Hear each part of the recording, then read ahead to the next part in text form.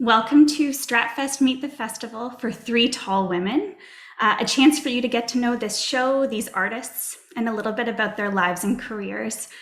I'd like to begin by recognizing the land that we are each on. The Stratford Festival is situated on land and waterways originally cared for by the Anishinaabe, the Haudenosaunee Confederacy, the Wendat, and the Neutrals. I'm grateful for their stewardship of this special place and invite you to learn about the land and communities from which you're participating today. Three Tall Women is a play that both explores the past while wrestling with the time to come. I think it invites us to consider who we are, really who we are at this moment in our lives, and provides an opportunity for us to look at how our actions impact those in our families and larger communities now and in the future. Stratford, where we make our art and share it with you, has been a site of storytelling for thousands of years. And today I'm thrilled to be meeting with three of its most gifted storytellers. Before diving into conversation, I'll provide a brief introduction to today's guest artists, and I'll remind you that this is an event at which we really hope to hear from you. Of course, I have many questions for Martha, Lucy, and Mamie, but really, as with all of our Meet the Festival events, we want to hear your questions. So let us know where you're tuning in from today using the chat. Ask your questions in the chat and we'll answer as many as we can. And I'll also introduce myself. My name is Lois Adamson. I work as the Education Director at the Stratford Festival. So I'd like to welcome Martha Henry, Lucy Peacock, and Mamie Zwettler, and thank them for joining us today. Many of you may be familiar with their work, but for those who aren't, I'll share a little bit more and then we'll get to talking. Martha Henry has been a member of the Stratford Festival company on and off since 1962, participating in more than 47 seasons. She's a companion to the Order of Canada and an award-winning artist on stage and screen. And in addition to having the good fortune of actually meeting Edward Albee, she's also worked on 3 of his other plays at the festival: Who's Afraid of Virginia Woolf, A Delicate Balance, and now Three Tall Women, in which she plays A. Her work at the Stratford Festival also includes directing the Birmingham Conservatory for Classical Theatre Training, and she began her career by training at the Carnegie Institute in Pittsburgh and at the National Theatre School. Martha, thank you so much for being with us today. Thanks, Lois. It's a pleasure. Lucy Peacock is an award-winning artist. This is her 34th season with the festival, in which she plays B in Three Tall Women. And included in the more than 75 productions she's done at Stratford are roles as Satan in Paradise Lost, Volumnia in Coriolanus, Maria in Twelfth Night, the title roles in Mary Stuart and the Duchess of Malfi, Judith Bliss in Hay Fever, Dolly in Hello Dolly, and Masha in Three Sisters, truly just to name a few. And Lucy also initially trained at the National Theatre School of Canada. And lastly, but certainly not least, this is Mamie Zwettler's 4th season with the festival, in which she plays C in Three Tall Women. And her other Stratford productions include Mary Warren in The Crucible, Miranda in The Tempest, and Teresa in Napoli Millionaria. Mamie began her work with the festival as a member of the Birmingham Conservatory. She's an award-winning artist who initially trained at the NYU Tisch School of the Arts and a proud alumna of the Young Adult Council at Steppenwolf Theater in Chicago. Thank you, all 3 of you, for being here with us. I want to start by asking you how it feels to be open. You opened your show this week. It's been a big week. You've been with audiences again after a long time. How does it feel? Who's going first? Go ahead. Me? Okay. Who, me? It's amazing. I think I am still in process trying to understand what is going on. But it's really beautiful to be able to offer this story that has been on our hearts and minds for a couple years now, and to then have the opportunity to share it with folks who have also been looking forward to it is pretty extraordinary. Yeah, I'm with Mamie. I mean, it's pretty thrilling, but it's also a bit shocking. After the first preview, I was very had very mixed feelings, and I couldn't quite figure out what it was, because it's not normal, and it shouldn't be normal. And as much as we're feeling slightly not, I wouldn't say anxious so much as what is this when we're on a stage with no mask and the audience is there and we don't know most of them, and of course they are required to wear masks, but it's not something, because we've been so cautious through this whole thing, at the festival as well as in our lives, obviously. But it was a shock to be in a room with a group of people, because that's not what we've been choosing to do for months and months and months, So, but I think we'll get acclimatized to it. I guess the other thing, though, is for us to remember is that each audience, there will probably be a large percentage of these people who have not been in a room with a bunch of other people and haven't been to the theater. And so there will be like a kind of probably adrenaline or, a frisson in the room, which is about their excitement about their experience even before it started, before the play started. But I feel like even with the 3 or 4 or however many performances we've done up till now, it's starting to feel like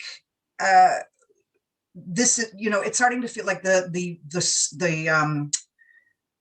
protocols backstage, all the things that we thought, oh, this is going to be odd, or this is going to be, how are we going to remember? And those things are kind of settling into place for us, which I think then we can add to the confidence of the room in our knowledge of what we are all trying to do, including the audience.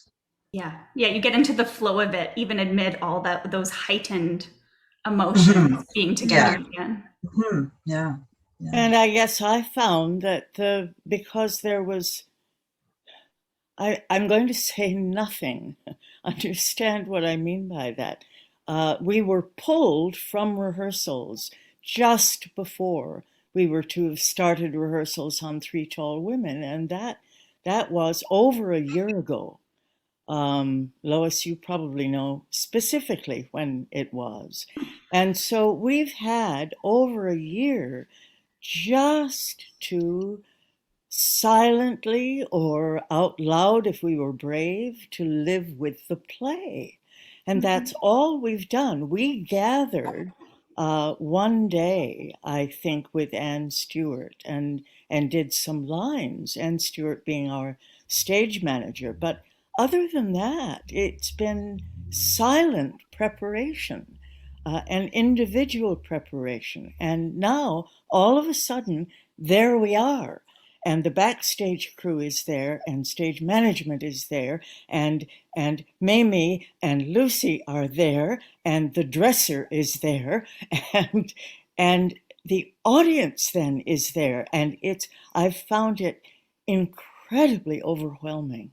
And I have been so tired at the end of the day. We do Act 1 at 3 in the afternoon, and we do Act 2 at 7 in the evening. So we get out of the building about 9 o'clock. And I can't do anything but go home and lie down in a little puddle. So I'm hoping that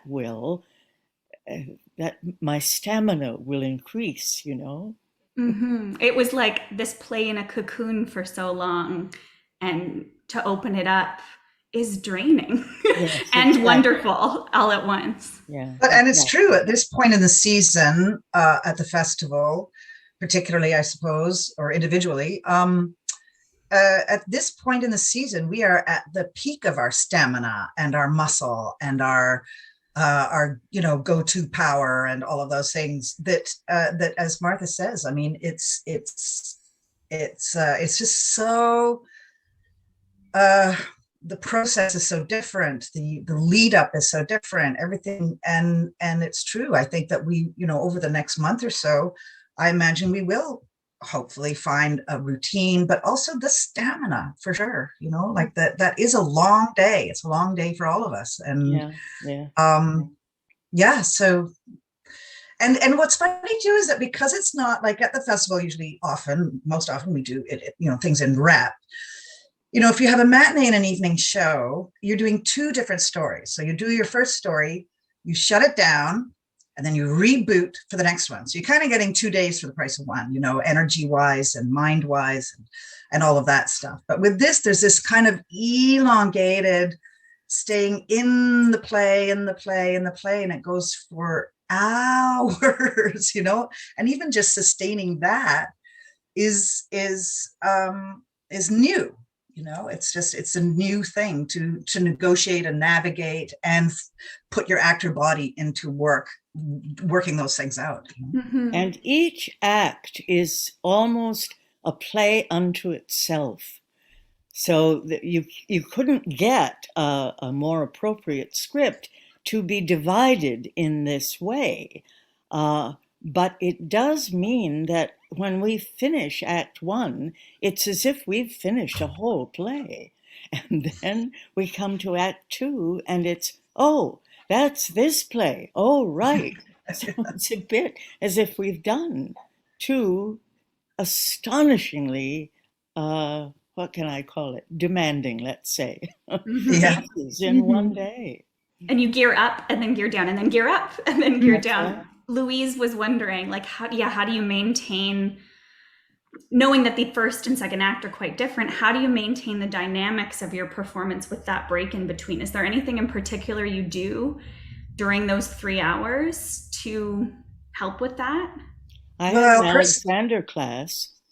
Marcia, can you Yes. tell us a bit more about that for folks who are not familiar? The Alexander work is physical work, and you have a guide, teacher, or a guide. And we have a brilliant one named Kelly McKevenue, and you lie on a table, and she does a combination of her magic. I couldn't begin to understand precisely what it is she does, but after I've had one of those, it's not like having a massage. It's not like having it's sort of like having a workout, I guess. But someone else is helping you do the workout, and I always feel better afterwards, and am able then to do Act Two. Mm-hmm.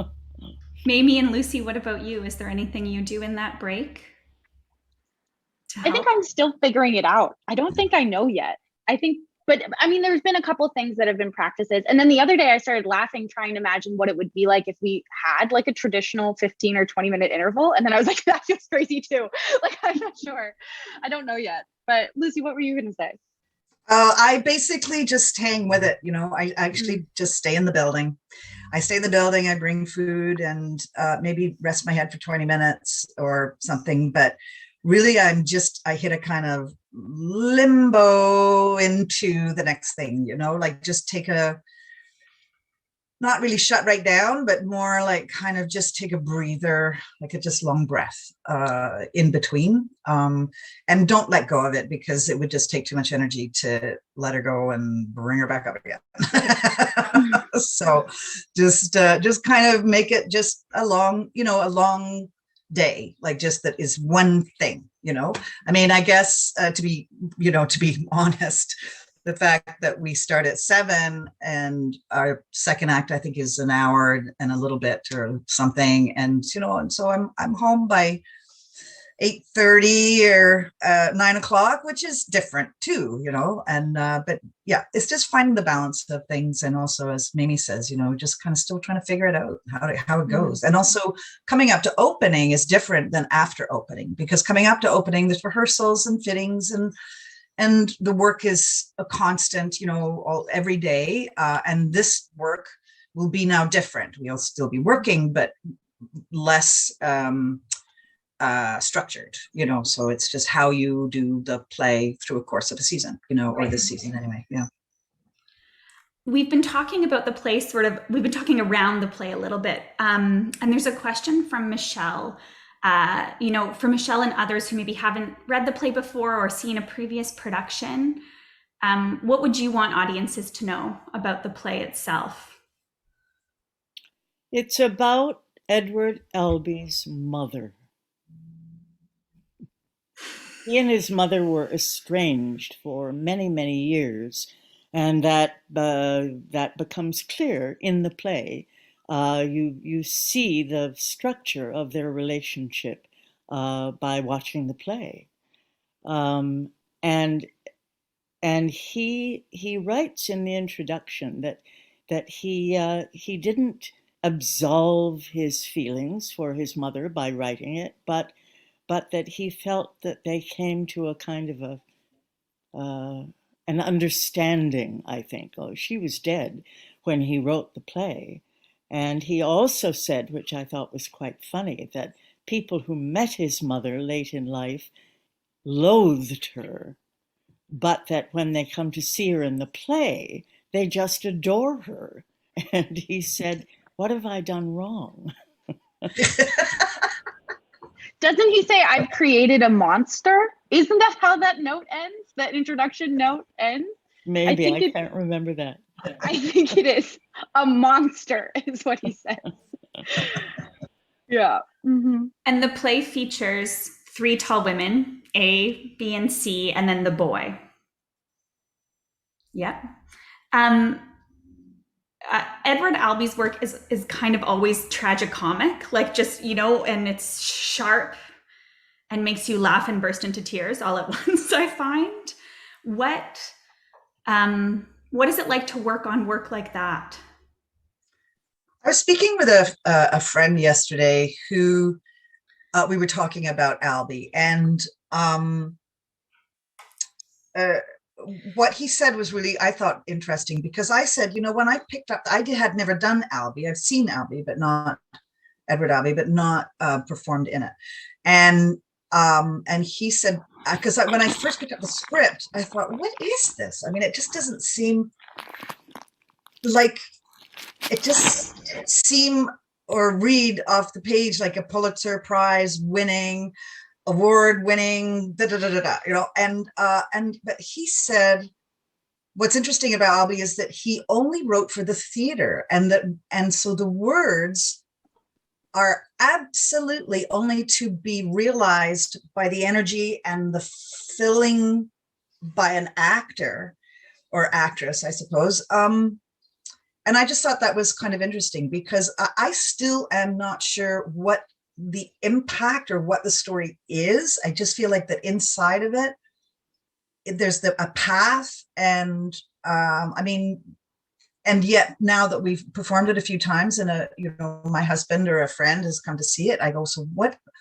And they're just so fascinated by the story, let alone anything else that might be going on. That the story is so interesting, and really, for me, off the page, I really wasn't sure that it was, but I guess it is.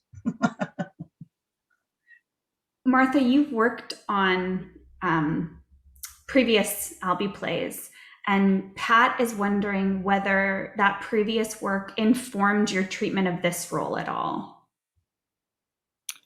Well, that's an interesting question. I don't ever know about things like that, because you come to something, fresh in a way, and you don't generally pull past associations with you. But I suppose so, yeah. I mean, it seems to me that Who's Afraid of Virginia Woolf is completely unlike any of his other work. But then it kind of seems to me that A Delicate Balance is completely unlike his other work, too. I just, well, not recently, I guess, but when we started this, I read Zoo Story for the first time. That is a stunning piece of dramatic writing, and I'd never seen Zoo Story on stage. Our director, Diana LeBlanc, has directed Zoo Story, as well as Delicate Balance, as well as Who's Afraid of Virginia Woolf, as well as 3 Tall Women. Oh yes, and that's interesting. You have to be an Albee-approved director in order to direct one of his plays. So thank God Diana is. And I guess all of those things must help when you do another one, but I couldn't tell you how. Each each of his plays seems to me to be singular and not necessarily to have to do with any of the others.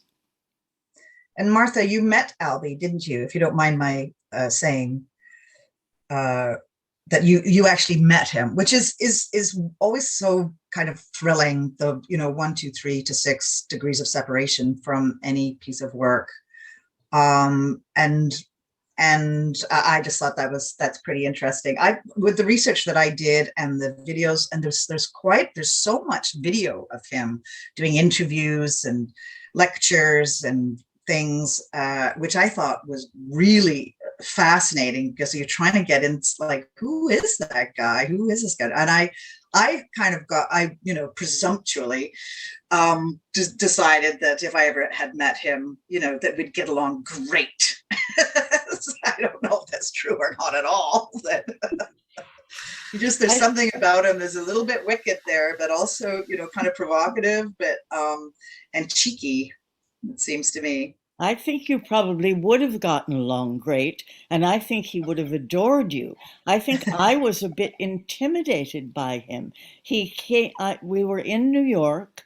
The Stratford Company was in New York, and we were doing Much Ado and The Miser, if I'm remembering properly. This was 1998, so this was a while ago.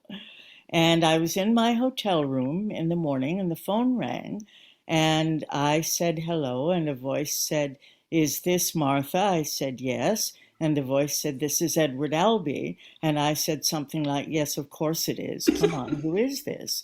And it really was Edward Albee. And he said he was coming to the show that night, and could we have a drink afterwards? And so after the show, I think it was Much Ado, he came to see, maybe not, maybe it was, I can't remember. We went back to the hotel where we were all staying, and went to the bar in the lobby, and it was me and Edward Albee and Richard Manette and Bill Hutt.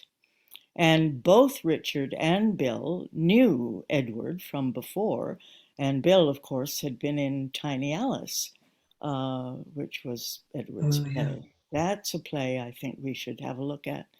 And I thought he was absolutely adorable. I just loved him.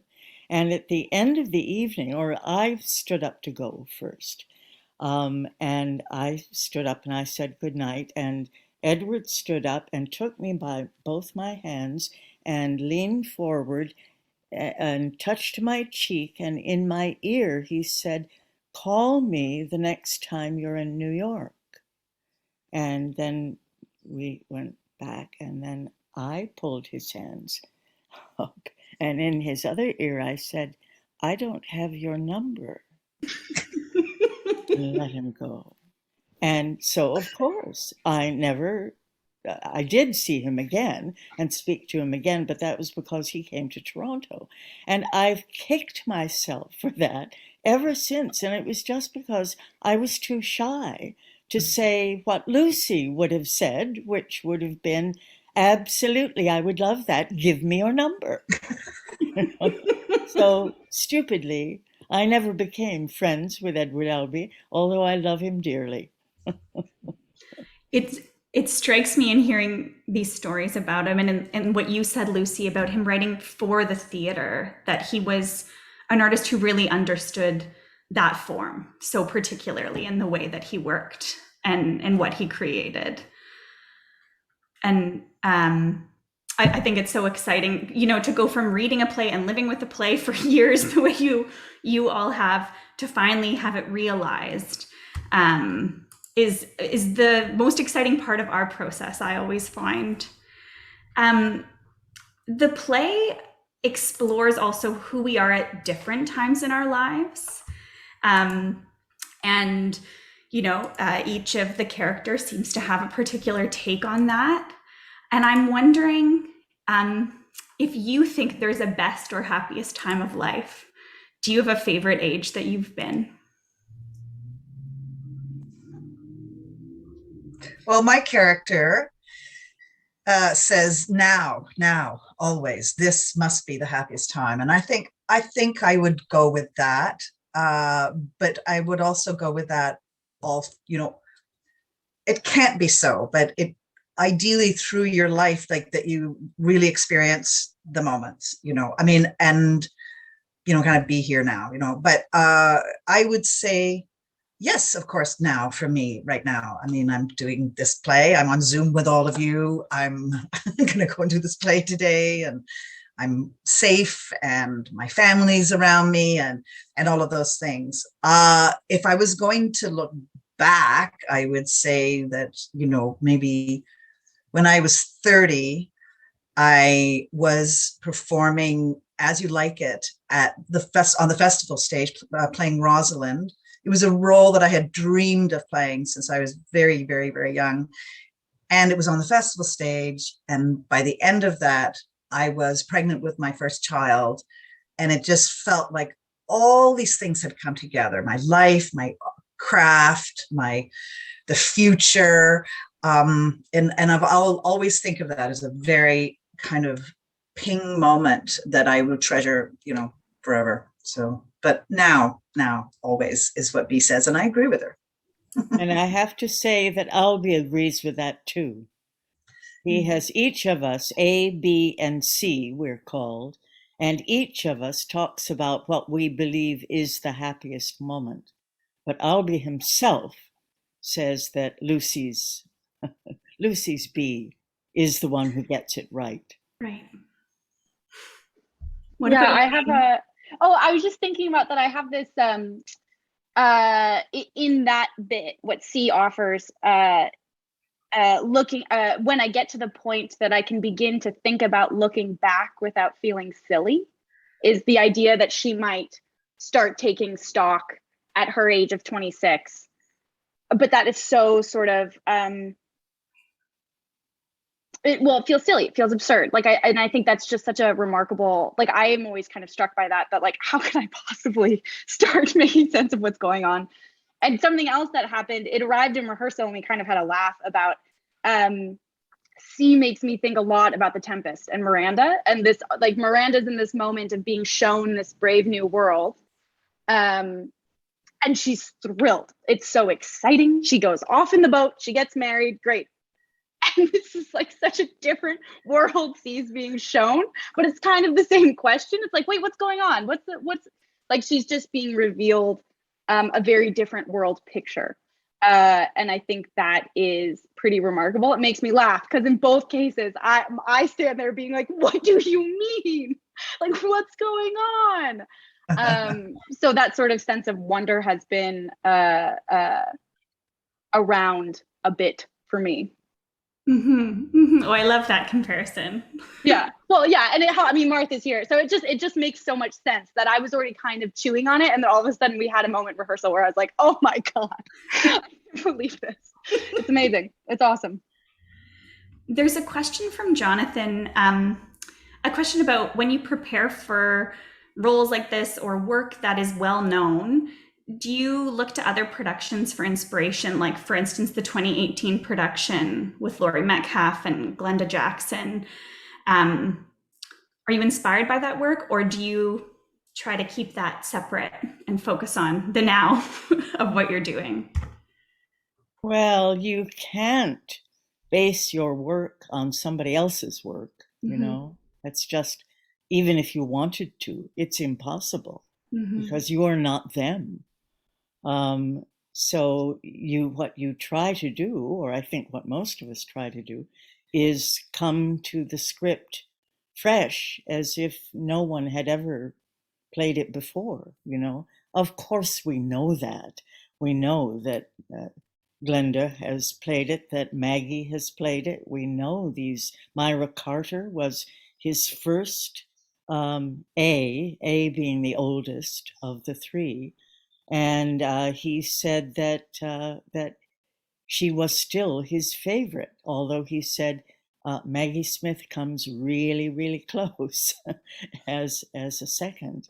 But you can't, I'm not Maggie. I'm not Myra Carter. I can't possibly do what they do. So you come to the script with you and his words and his sensibilities, and you go from there. Then mingled with the director and Lucy and Mamie, and the rehearsal hall you happen to be in, and the way you're feeling that day.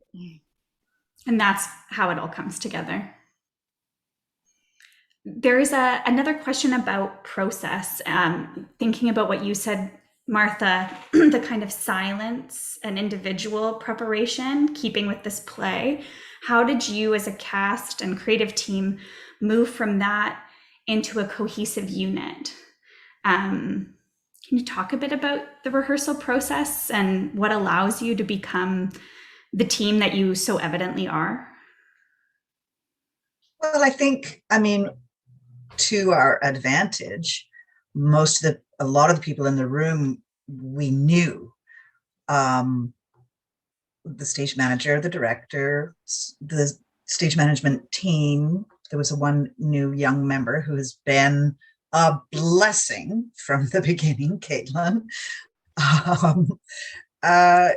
So that was an advantage, I think, really.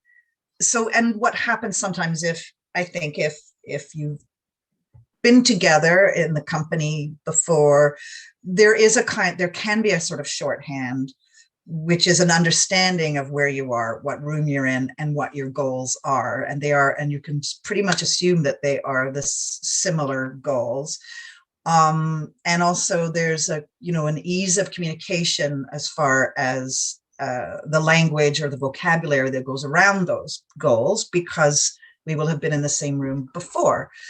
I would say that what was extraordinary this time was all the COVID protocol that we had to incorporate into the work. We were rehearsed in masks. We get rapid tested 3 times a week. We have to do a COVID check-in every single day. We have double masks backstage, or the crew does, because we eventually have to take off our mask. And trying to understand how, so things slowed down. And in a way, I suppose that's too, I think with many things in COVID, things slowed down. It took 2-3 times as long to do anything because of making sure you didn't miss a step on those protocols. And in some ways, I suppose that might be an advantage. Or something to learn from, in as much as maybe it's good to slow down a little bit sometimes and just move just a little slower instead of, let's go, product. Mm-hmm. But I did find that, it can't be normal. I hope it's not always going to be that way, but I suppose the experience has been good for us, because the next time you go into a COVID protocol room, you know exactly what's required, what's allowed, what's not allowed, and what you should or shouldn't do, But it was tricky because the mask, hiding the face. And so expression and connection. But what it did was enhance the connection with one's eyes and the energy of each other. I think that maybe was an advantage in some ways, to take one thing away to enhance the other senses, possibly. Mm-hmm. I suppose what's also different, and you mentioned this earlier, is that it's we're not working in rep this season, so you're in a little kind of pod with your team, and that can offer you something different in terms of connection and the depth of those relationships and working together just in that way on that one thing. Mm-hmm. As much as I think rep is amazing and can't wait for us to do it again, there's something special here too. Mamie, were you going to say something to that? Yeah, well, I was just thinking about how we also, for the first time this season, every Stratford show implemented an orientation beforehand. Many of those, if not almost all of them, happened on Zoom because of COVID limitations. But I think in the future, the intention is that it's an opportunity for the company, for the actors, and also the creative team, and also as many of the folks backstage as possible that can join to meet each other, because many people have worked together before, but some haven't.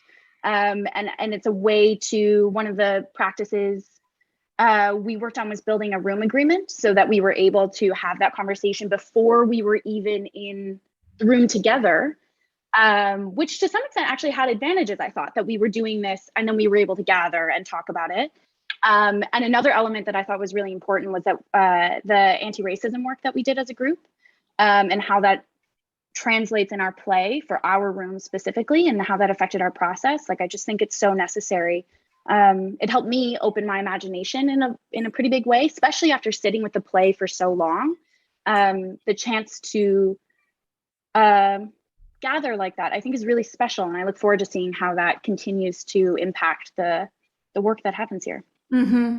And taking the time, the pace of it, slowing it down. So important. Yeah, absolutely. That it didn't feel like it's not happening on rehearsal time. Like it's happening because we've made time for it, which I just think is so crucial to its like integration into the work itself. Mamie, what you said made me think of what's particular to this play. And, it occupies this space in which we see fairly wealthy women in a private space, white women, and we see their humanity and their bigotry really coming through. E.B. Smith worked as a cultural consultant on this production, and he's written about the impact of some of the language in the play, the racial slurs. And I'm curious about how you took these issues up in rehearsal and how that process impacted what we now see on stage. Well, I can speak from C's perspective that I think it's really interesting what's written, and I also think it's really interesting what's not there. That looking from where C, particularly in part one, she is entering this household. She's on a house call. It's a professional job, and then she encounters some pretty violent language, and how she tries to address it, and then perhaps fails. Like, I think he knows what he's doing. It's in there for a reason. And there's a reason why she doesn't, like, we don't end up having a discourse on race. Like, that's not what happens in this play. What happens is a super uncomfortable moment that then B and C have to like dance around. And how would I, Mamie, handle that versus how C and B choose to handle it, I think is really revealing. And that's sort of where my brain has been at, how to make sense of it and how to make sense of the silences. And then how she chooses to let it go and what does that mean? Like, I just think it's a pretty interesting moment of failed allyship. Yeah.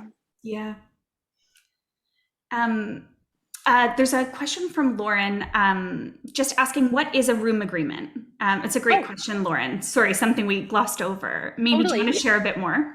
Yeah, absolutely. I mean, it speaks to what Lucy was already, what happens, I hope, fairly naturally in a room, but it's an opportunity to gather what I think is most important, cross departments, that folks can ask and like state things that's like, hey, this is what I'm looking for in a successful workplace. Hey, this is what I might need. And it's a great way to get a chance, especially because once we've launched into the process, those are some folks I won't, as an actor, I might not see for several weeks, or when I do, it's quite quick. So it's just a great chance to touch base. And it's literally a document that we built together with our expectations for how we will move forward and rehearse with the play. And it's like simple things like, hey, I need to be in the room at this time, or like, hey, and then larger things too. Yeah. And some of them are, go ahead, Lucy. Yeah. And including, questions like what do you need to feel like you're in a really positive environment so that you can work? And it's, and rather than assume that the room is going to be that, which hopefully it would be, it's really helpful to learn like kind of some micro things that one might have never considered would make somebody feel uncomfortable, or how one can be much more, just more aware and more open to what each individual is coming with into the room, and how you might be able to connect with them. It was really valuable work and very helpful. And again, I mean, with this particular production, I thought it was, it was really, it was just really helpful, is really all I could say, because there are things that one has learned over the last 18 months or so that one didn't realize were stumbling blocks for for a healthy group environment that and there were things that I learned that I value and treasure, and hopefully will move it forward. Yeah. Yeah. Lucy, your thought about the last 18 months being a time of learning and upheaval makes me wonder how you have changed as artists over the last year and a half. And if there's one thing that you want to keep bringing forward that you didn't before, what would that be?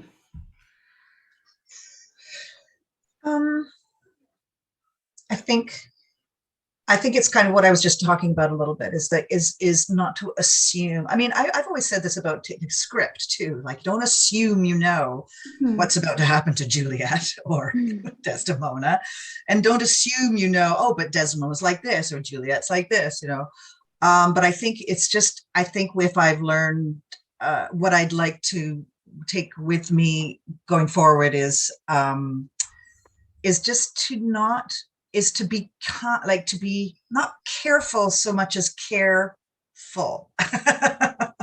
So not about being cautious, but about being, really aware, and not assume that any one person is doing 100% in their lives, in their day, in the moment, in the work, and so I think it's just about not assuming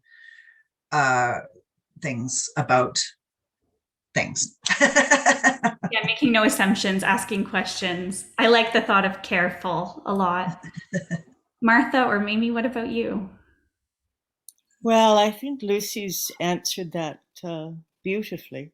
I think it made all of us look at what we assumed we already did. I mean, many of us have been directors as well as actors. And of course, we like to feel that we have created a room in which people can do their best work. But you never know. And I think that was one thing that EB allowed us to see, that you don't know that kid over there in the corner, that we haven't said something that has absolutely devastated him for reasons that we don't know unless we take the pains to find out. Louise has a question to shift gears a little bit. This is the only presentation performed inside this season at the festival. And her question is about whether you talked at all about doing it outside under one of the canopies. And also about... God, yes. I know the answer to this one. And also about how now that you are indoors, how does that setting influence the play? Like, can you talk a bit about the storied process you have had? Just let me say that it was the first I heard about it. It was going to be done, well, in the Tom Patterson Theater, the new Tom Patterson Theater. That quickly changed. And then it was going to be done under a canopy on the balcony of the Festival Theater.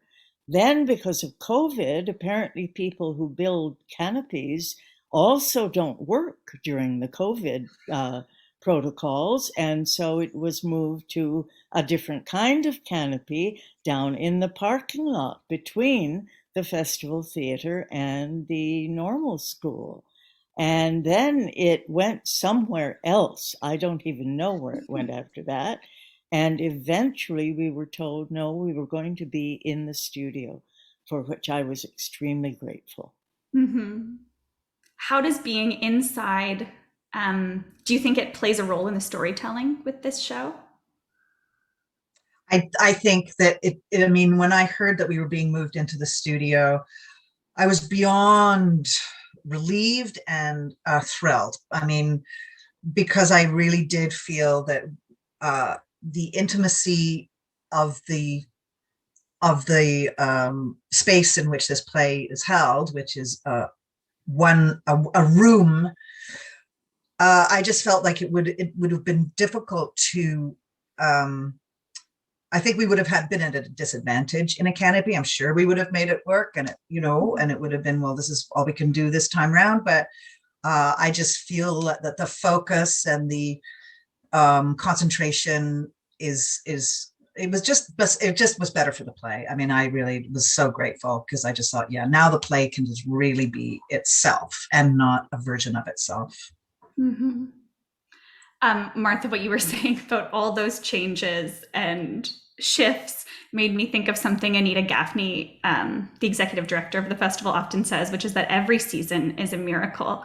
And so if every season is a miracle, I don't know what this season is, but it's something else entirely. And it such a testament. It is absolutely a miracle this season. Mm-hmm. Mm-hmm. I just want to remind folks we have a little bit of time left, so please share your questions. I have some more, of course, but share your questions and we'll answer what we can get to.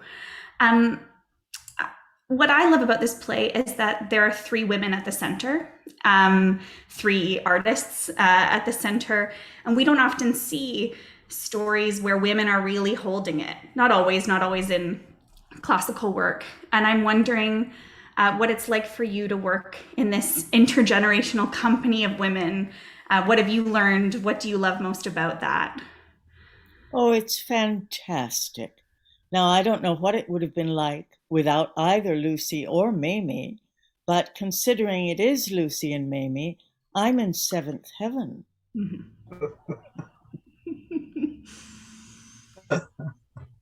It's amazing. Like, I don't even know what to say. Like, it's amazing. Yeah. I've made this joke a few times, but there will be moments where I'll be sitting on stage watching Martha or Lucy, and I'll just be kind of like in awe. And then all of a sudden I'm like, oh, I'm in the play. Like, I gotta do my next part. I gotta say something. Just because it's extraordinary. Oops. It's extraordinary. Yeah. To get to be both audience member and artist, Mamie. I like the switching. Yeah. Lucy, go ahead, please. Yeah, I mean, it's precious. It's precious time spent and privileged time spent, and it's really, we're very fortunate. And the other day after the opening, Martha was so amazing. I mean, she's always amazing, but I did say to Mamie as we came off stage, I said, oh, you mean that, Martha Henry? I mean, Martha's always so marvelous, but I don't know this, but also openings are tricky days, and there's a lot of adrenaline and pressure. And it was also, there was so much, it was a 2-year day in the making, mm-hmm. and in the waiting and in the wings, and so it was truly, even just thinking about it, I go, oh my goodness, it was such a relief, but also such a privilege, like just so grateful, really, to be with each. We're so lucky. Yeah. Mm-hmm. Yeah. Mm-hmm. I think that's palpable for the audiences who come. I think they feel that you feel that, which makes a difference to their experience as well. Absolutely. That's nice. Oh yeah. A question from Janet that you might not know the answer to, but are there any plans to mount this play again next year? A nice question about let's keep doing this play forever. I don't think we'd mind, but obviously we're not in charge of that. That's a question you have to put to Anthony. Yeah, we don't choose the plays. What I can tell you, Janet, is that the plays are recorded this season. So for folks who can't make it to Stratford, there'll be a chance for them to see the work from this season virtually, which I'm really grateful for. A question from Paula. Martha and Lucy, you've worked together before. When was the first time that you did? Do you remember? I directed Lucy in Three Sisters. We must have worked together before that. I think we must have. Well, we were in Coriolanus together at the Tom Patterson. Yes, I think that was the first time we worked actually worked together. Obviously, Yeah. we'd known each other before that, but to really connect and start to really get to know and love each other. Yeah. I think it was that Coriolanus, and I was Valeria. Yeah, Valeria. Yes, and you were, of course, Bologna, and at the Tom Patterson. Yeah. But we've done many shows And together. that- One of my most. And Go that ahead, was Martha. the production in which we found out that Diana, Princess of Wales, had been shot. Yes. And we knew this Yes. before the audience knew it. And it was alarming because there we were on stage. We knew something the audience didn't know because this was before all the, everybody had cell phones. And we were traveling, working, playing with this knowledge in our hearts Yes, without that them was. knowing it. It was so bizarre. It was surreal, wasn't it? It was just so strange. It was this kind of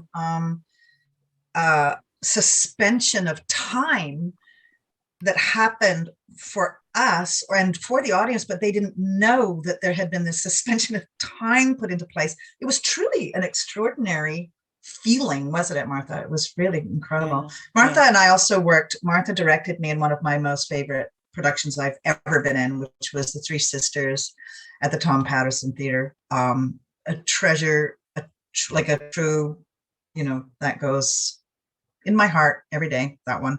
Thank you, Martha. Good. I'm glad. Mine too. And Mamie, of And course, Mamie we were and I- together. Then Mamie and I did the Tempest together. With And Lucy. I was in it too. Yeah. And Lucy, Very. of course. I'm so sorry. Yeah, all three of us. Uh-huh. It's okay. And that is recorded, so folks can watch that if they haven't had a chance to see it yet. It's one in the last year and a bit that schools have really been engaging with that production, and I've been so grateful for that. Now, the man who cuts our lawn is here, so I'm going to have to mute myself because his mower is very noisy. Thank you, Martha. We appreciate that. I think we've got time maybe just for one more question, and it brings us back to the play. It's a question from Peter. The two acts are so surprising in their differences, the first and the second act of Three Tall Women.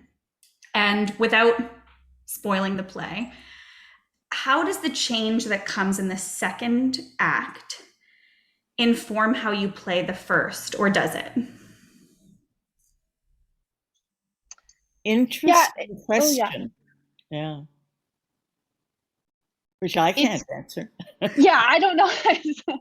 It's tricky. It's sort of wonderful how they inform each other, but I've kind of kept changing my mind how I think about them. Like for a while, they were quite separate, which I think makes sense. That for a while, they were kind of like two different things. And I kind of was like, well, it's up to everybody outside to make sense of the two things together. But then as we kind of kept, as it, time wore on, there are just so many.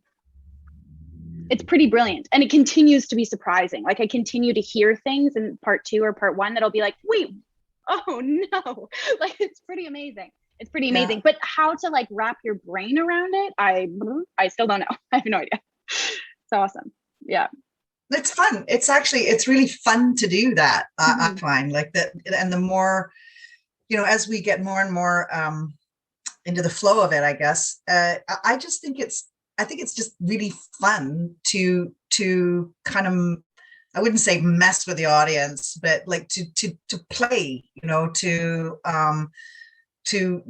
we know that they're going to go, what, but we inside of it we can be quite provocative with it if we feel, or cheeky, or but I just feel that the more we do it, the more fun I have, because we know something that the audience might not know right away, but that it is getting revealed. I mean, it's such a great, the second part is such a wonderful idea, really.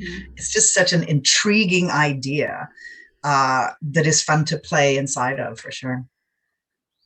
We don't mean to be cryptic in answering this question, but we want you to see the play for all that it is, like exactly exploring this and being met with the surprises that you're talking about. I said that would be the last question, but one great one snuck in. So I'll actually end with this one from Carla. For Lucy and Martha, how would you compare the energy of the three sisters that you mentioned, a play with lots of men in it, in comparison to this play that's centered so much more on women? I'd have to kind of go away and think about that. I think, having conjured up the three sisters, I'm now going, three sisters, what did that feel like? But I think, what I hope is always a constant is that if the power of woman comes into a play, ideally you play it to that woman's advantage, I suppose, in some ways. And so there would be similarities, I suppose, but it's sort of hard to put these two things together, right? I don't know, Martha, do you have something to say about that? Well, it's been so, what is comforting the word? To have both Mamie and Lucy there every day when we went in to rehearse, because they're both phenomenal artists and they're women too. And isn't that great? So we've had a wonderful time, a truly wonderful time. Well, that's a perfect place to end, I think. Thank you so much for taking the time amid your opening week with all that you're doing with this really demanding play. It's so wonderful to get to talk about it. For everyone joining us right now, thank you for your thoughtful questions. I want to make mention that our next Meet the Festival event is next Saturday, 10 o'clock. And it will be focused on Serving Elizabeth with Arlene Duncan and Sean Arbuckle. So we hope to have you back with us then. And Mamie, Lucy, Martha, thank you so much again, and we'll talk soon. Thank you, Lois, very much. Bye. Thank you. Thank you. Bye-bye.